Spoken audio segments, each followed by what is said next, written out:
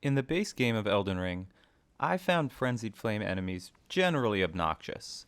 I definitely dug the aesthetics. The melange of yellow, orange, and red really works to create this ineffable fire but not really feeling. And the vividness of its hues captures the eye. But the giant Sauron eye in Liurnia is an enormous nuisance, and Frenzied Flame attacks typically move in a sort of jolting, diffuse pattern reminiscent of electric surges that can be pretty difficult to dodge. So, I didn't expect to like Midra at all. I certainly didn't expect to love him. But man, what a fight. Midra is S tier without question. I've charted on this channel a consistent pattern stretching from Dark Souls to Sekiro and Elden Ring that a boss doesn't necessarily have to be impenetrably complex to be brilliant, and Midra is another entry in that index. Let me also just pause really quickly right here and apologize if I'm pronouncing the name wrong. I haven't heard it pronounced anywhere, so this is just a guess on my part. Moving into the fight itself, this fight has some of the tempo and scale of Messmer's first phase. I think there are fewer moves and less sort of organized chaos overall, but the speed and spatial rhythm don't feel too far off. Midra recaptures that feeling of choreography, of a martial dance, that some of my favorite bosses from Dark Souls 3 have. The Twin Princes, Slave Knight Gale, Sister Frieda, these fights feel like dances, and there's a reason, a fundamental underlying structure that makes them so. First, you need a relatively consistent speed. The speed can vary to a certain extent from fight to fight, but there's a floor, a basement, to that speed. In other words, it can't be too slow, or it loses that key consistency. So, tempo is one critical aspect of what makes a fight feel like a dance. The other is having a core move that resurfaces with solid regularity. This move will serve as a sort of conceptual anchor for the dynamics of the fight. And the other moves are the ornamentation and the texture and the variation. In the Twin Princes fight, of course, it's the 2 or 3 sword hit combo.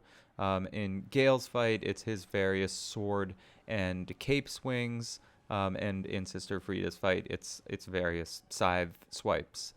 In Midra's fight, we see this template fully embodied.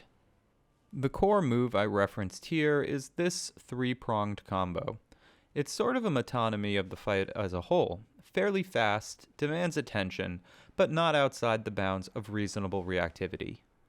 With this move dictating the time signature, other more and less challenging ones come into play to round out this combative orchestra. The most challenging for me was this double jab that's followed by a gashing plunge of Frenzied Flame.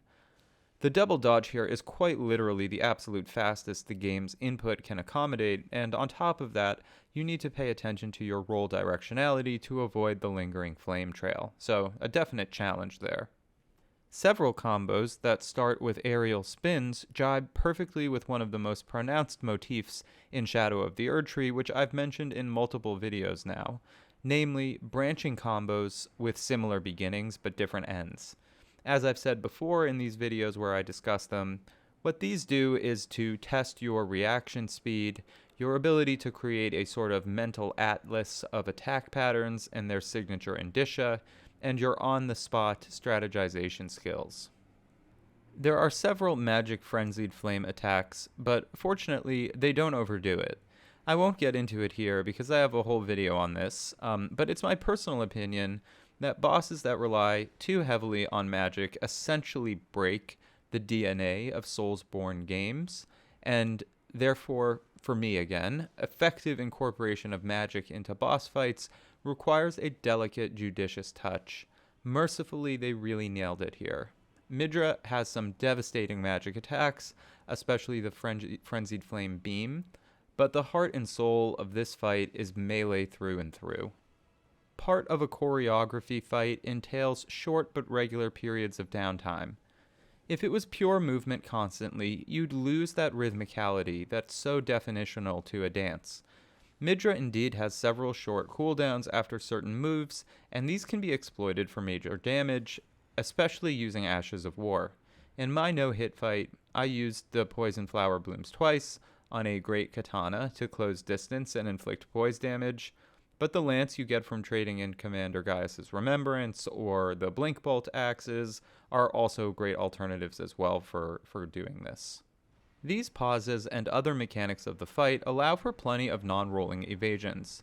In my no-hit fight, which I just uploaded, I didn't really bother relying on them because they take more time to master, and I'm no-hitting each boss as I go on my first playthrough, so I haven't even finished the game because it just takes me a while to do these no-hits, and the longer I spend on each boss, the longer it takes me to progress in the game, so, I didn't want to sit here forever.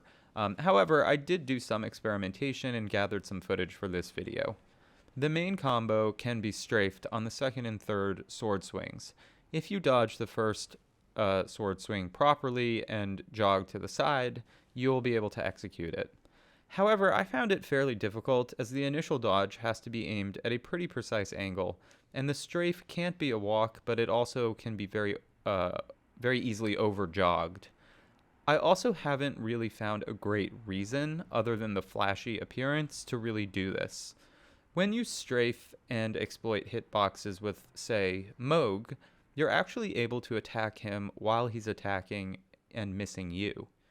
But Midra's attack happens so quickly and is then followed up so quickly that when you strafe, really all you're doing is evading. So the only benefit that I can detect to doing this strafe is to conserve a modest amount of stamina. I suppose if you're doing an RL1 run and you really have a very paltry amount of stamina because you can't level up endurance, this could actually matter, but if you're leveling up endurance at a proper pace for a normal playthrough, I really don't think it's necessary to worry this much about such a modicum of stamina. The spinning attack can be dodged by crouching, which, even though it doesn't confer a ton of benefits, is so friggin' cool to do and to look at that it's honestly worth it for that reason alone, and I will for sure be incorporating it into my subsequent fights. Several of the fire sword swipes in the Phase 2 multi-combo can also be jumped, but it does seem like you need to dodge roll a portion of them. You can't just jump all of them. Again, this does offer an opportunity for non-rolling evasion, but also, again, it's not really clear if it's strategically beneficial to do so. I have to do more experimentation, though. However, when you take the strafing, the crouching, and the jumping and put them all together, you do get the opportunity to make this fight not only a pleasure to play, but a cinematic spectacle as well. This generous capacity for customization is yet another mark in Midra's favor. All in all, Midra's fight isn't the most complicated, but let me humbly venture that if complexity alone is your yardstick for a fight's merit, you're missing out on the library of babble of quality Soulsborne combat. Thanks for watching.